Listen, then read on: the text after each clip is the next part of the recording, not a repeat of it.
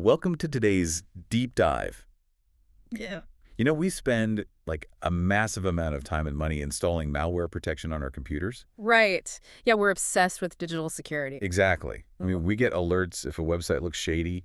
Our email just automatically filters out phishing scams. Yep, they just go straight to spam. And our phones will literally warn us if an incoming caller is, likely spam. Yeah. It's this highly engineered, proactive defense system for our digital lives. Because we just fully acknowledge that the digital world is, well, full of bad actors trying to exploit vulnerabilities. Right. We accept that security protocols are just a necessary, non-negotiable part of navigating the internet today. Exactly. But then, if you look at our actual real-world human interactions, Oh, yeah, totally different story. I mean, the conversations we have at work, the group chats our kids are in, the interpersonal conflicts we deal with every single day, suddenly we are just completely unprotected. Completely exposed. Yeah. There is no built-in firewall for emotional manipulation. Like when someone is subtly tearing you down or twisting your words, there's no pop-up window saying, "Warning, toxic behavior detected." That would be amazing, though. Right. But instead, it's just you trying to navigate this messy, often incredibly damaging reality of human behavior just entirely on your own. It's the absolute definition of a vulnerable system. I mean, we leave people entirely to their own devices to process and, defend against complex psychological attacks. And usually while they're highly emotional. Exactly. While they are in a state of high emotional distress, it's a recipe for disaster. Which is why today we're diving into the sources behind a platform called FG Own Your Power. We're going to see if we can actually install a firewall for our emotional lives. Yeah, it's a fascinating concept. The platform was founded by Jason Langley, who's a registered nurse, and Jennifer Langley, an HR professional. And what really caught my eye in the research isn't just the standard, be kind to one another message. Right. It goes way beyond that. It does. They are actually trying to apply forensic AI-level logic to human interactions. Which is wild when you think about it. It is. Because whether you are navigating tricky workplace dynamics, trying to protect your kids online, or, you're just deeply interested in human behavior, bullying is not just a playground issue anymore. No, it's everywhere. It is everywhere. And I am genuinely curious to see if a tech-driven approach to this actually works. Well, it permeates every layer of society. And to understand why a massive platform with over 40 different interactive tools is even necessary, we really have to look at the hidden toll of the problem it's trying to solve. Okay, let's unpack this. Yeah, because what's fascinating here is the sheer economic gravity of the issue. When we talk about bullying, we naturally default to the emotional cost, which is profound, obviously. Of course. But the financial impact is staggering. According to the data, bullying costs the United States an estimated $14.3 billion annually. Wait, 14.3 billion? With a B? With a B, every single year. Okay, wait. How does interpersonal conflict rack up a $14 billion bill? I mean, what are we actually paying for there? It adds up incredibly fast when you look at the systemic breakdown it causes. So of that $14.3 billion, workplace bullying alone accounts for $8.8 billion. So that's mostly lost productivity. Exactly. It is money just vanishing into lost productivity, severe absenteeism, and massive employee turnover. Right, because people just quit. Yeah, when people are bullied, they take more sick days and eventually they leave. And replacing an employee can cost up to twice their annual salary in recruitment and training. Oh, wow. That is a huge drain on a company. It's massive. And then you have schools spending $3.5 billion on interventions. Like counseling staff, Security measures, administrative time, and then the healthcare system. That absorbs about $2 billion just in mental health treatments for bullying-related anxiety, depression, and PTSD. That is unbelievable. I mean, I'm looking at the notes here, and it says the lifetime cost per bullied child ranges from $85,000 to $140,000. Yeah, per child. That is factoring in reduced educational attainment, lower lifetime earnings, increased healthcare use over decades. That means toxic behavior isn't just an interpersonal issue. No, it's not. It's a massive economic sinkhole. Right. It's literally like a tax we are all paying for unchecked cruelty. That's a really good way to put it. But I have to ask, is this just, everyone being equally mean to everyone else, or are specific people carrying the burden of this $14 billion problem? That is a crucial question. And the data paints a very clear, very stark picture. It is absolutely not evenly distributed. I figured. Yeah, marginalized groups are disproportionately targeted. If we look at the 2022 data from the National Center for Education Statistics, along with research from GLSN. That's the Gay, Lesbian, and Straight Education Network. Right. Yes, exactly.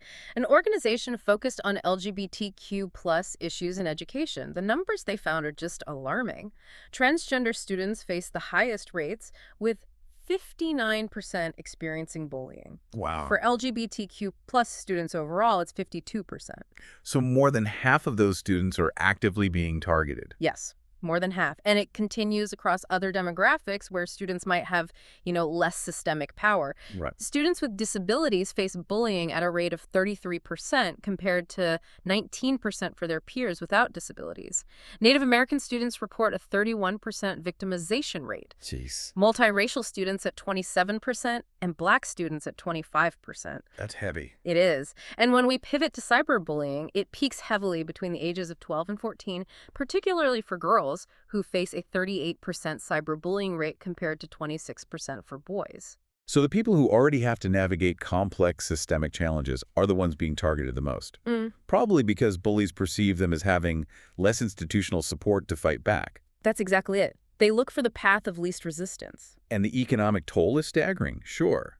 But if we're paying this massive societal tax, what happens to the individuals who are carrying the actual burden? Right, the human behavioral consequences. Yeah, because that's what escalates this from a financial issue to a literal public safety crisis. Well, if we connect this to the bigger picture, we are looking at a documented pipeline. Research from the U.S. Secret Service National Threat Assessment Center and the FBI Behavioral Analysis Unit reveals a direct pathway from chronic bullying victimization to violent behavior. Oh, wow. So it's officially recognized by the FBI. Oh, yeah. It's what researchers officially call the bullying to violence pipeline. And the numbers here from the Secret Service are just chilling. It says 71% of school attackers were chronically bullied. Exactly, Yeah. 71%. And the FBI found that 78% of attackers had a documented history of being bullied. Almost 80%. Yeah. In fact, 87% of attackers felt persecuted or bullied by others, making it literally the most common factor in school shootings. That is absolutely terrifying. It is. But this escalation doesn't just happen overnight.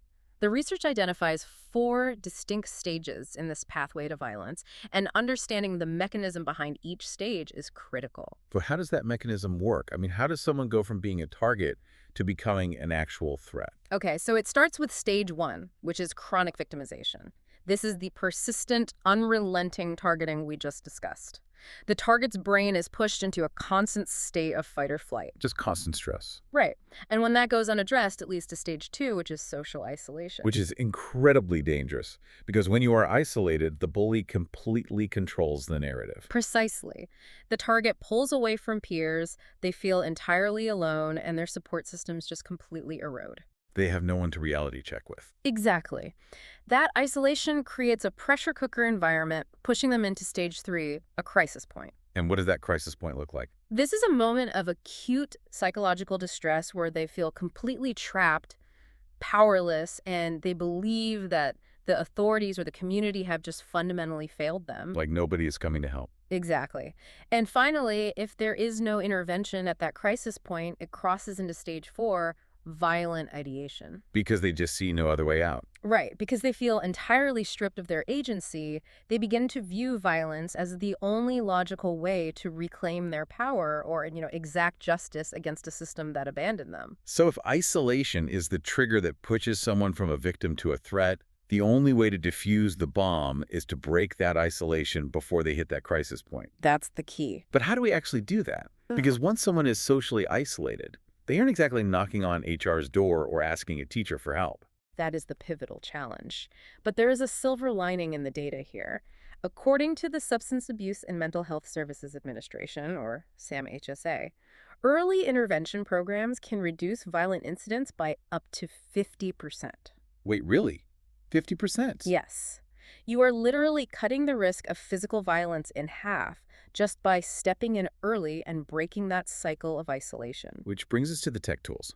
Because early intervention is the key to preventing both that $14 billion financial ruin and physical violence. Exactly. Let's look at how the FG Own Your Power platform actually intervenes using modern technology. And here's where it gets really interesting to me. We are not just talking about handing out pamphlets or setting up a 1-800 hotline. They have built, essentially, digital bodyguards. That is a great way to put it. The platform uses AI to actively decode and defend against manipulation in real time. Let's talk about these AI tools because the concept just blew my mind. They have an AI message analyzer, a gaslighting decoder, a red flag detector, and a before-you-send tone analyzer. It's a whole suite of defense tools. Yeah, and it's like, just like a spell checker looks for a string of letters that violate a known dictionary rule, this AI looks for semantic patterns, like minimizing language or shifting blame that violate psychological boundaries. Exactly. But this raises an important question. Why do we even need AI for this? Right. Because when you are in the middle of being manipulated, especially by someone using tactics like gaslighting or love bombing, your own internal compass gets completely thrown off. Your reality is distorted. Right. So the gaslighting decoder, for example, objectively scans the text for known reality distortion tactics. So if I get a text from a toxic boss. Yeah, say your toxic boss texts you. We talked about this yesterday. You must be misremembering. The AI flags the semantic pattern. Oh, wow. It identifies the absolute statement combined with cognitive invalidation and highlights it for the user. It takes the messy emotion out of it and says, look, this specific phrasing is a classic manipulation pattern designed to make you doubt your memory. That is incredible. It provides an objective anchor when the user's reality is being intentionally destabilized. Okay, but wait. AI isn't perfect. I can imagine a scenario where I send a deeply sarcastic text to a close friend, like an inside joke, and this before-you-send analyzer flags me as a toxic manipulator. Yeah, totally possible. How does the system account for context? I mean, I don't want a robot policing my jokes. That is a very fair pushback. The AI isn't designed to automatically censor you or delete your messages. It functions as an awareness tool, not an absolute judge. Okay, that's an important distinction. Right. It flags patterns based on linguistic markers of hostility, coercion, or invalidation. The user still has total agency. If it flags your sarcastic joke, you can just dismiss it. You just ignore it. Yeah. But if you are drafting a highly emotional email to your HR department or responding to a hostile ex-partner, that pause, that moment where the AI says, hey, this reads as highly aggressive, do you want to rephrase? Yeah. That can save you from escalating a conflict that you are trying to de-escalate. Okay, that makes sense. It's a mirror, not a filter. Exactly. It forces a moment of mindfulness. And that connects perfectly to their larger framework. They have structured the whole training program around what they call the 7 pillars of empowerment. Yes, the philosophy here isn't just to passively shield the user, but to actively transform them from a target into an empowered individual. Okay, so what are the pillars? The 7 pillars are, stand up, set boundaries, reclaim your voice, build inner strength, respond with strength, heal and rebuild, and protect and advocate. They act as a comprehensive psychological curriculum. And it is heavily research-backed. Like in the stand-up pillar, they rely on the Dear Man framework. For anyone not familiar with therapy jargon, that comes from dialectical behavior therapy, or DBT. Yep, DBT is a very established psychological framework. Right. It's an acronym that gives you a literal step-by-step script for assertive communication. Let's break that acronym down, actually, because it is incredibly effective. Let's do it. Okay, so the D stands for describe the facts of the situation objectively. Okay. And E is express. Right. E is express your feelings using I statements. Then A is assert what you need clearly. Asserting. Got it. What's R? R is reinforce the benefits of getting what you need. Then we move to the MAN part. M is stay mindful and focused on your goal. Don't get distracted by their defensiveness. Exactly. A is appear confident in your posture and tone. And N is negotiate and be willing to compromise. It essentially gives you a psychological blueprint for how to confront behavior. So instead of just yelling, you are always ignoring me in meetings, you would say, during the last 3 meetings, my proposals were skipped over. That is describing. Right. And then, I feel undervalued when that happens. That is expressing. Exactly. I need 5 minutes on tomorrow's agenda to present my data. Asserting. You aren't just telling someone to, be brave. You are giving them a formula to confront the issue without adding fuel to the fire. Exactly. It is about responding rather than reacting. And part of responding effectively in the professional world is having undeniable proof. Yes. Because if you are going to HR or if you are dealing with a legal or custody situation, you cannot just say, they make me feel bad. No, that won't hold up anywhere. Right. You need documentation. The platform emphasizes that defending yourself isn't just about managing your feelings, it's about establishing facts. And this is where tools like the evidence vault come into play. They're crucial. The evidence vault allows users to securely store and timestamp text messages, emails, and notes, and then export them as a professional PDF. That is so smart. They also have an incident logger and a toxic pattern timeline. By plotting these incidents on a visual timeline, it completely removes the he said, she said ambiguity. It's hard to argue with a time-stamped timeline. Right. It allows users to build unassailable cases. If you are using their workplace investigation checklist or the complaint strengthener tool, you are essentially walking into an HR office with a legally and professionally sound dossier. It shifts the burden of proof off of the emotional state of the victim and onto the documented behavior of the aggressor. It's a total power shift. So we have these incredible tech tools empowering the person being targeted. But what if you aren't the target? Ah, the bystander. Right, what if you are just a witness? Because the platform makes a very compelling case that the surrounding community is actually the ultimate defense mechanism. This brings us to what might be the most powerful statistic in the entire deep dive.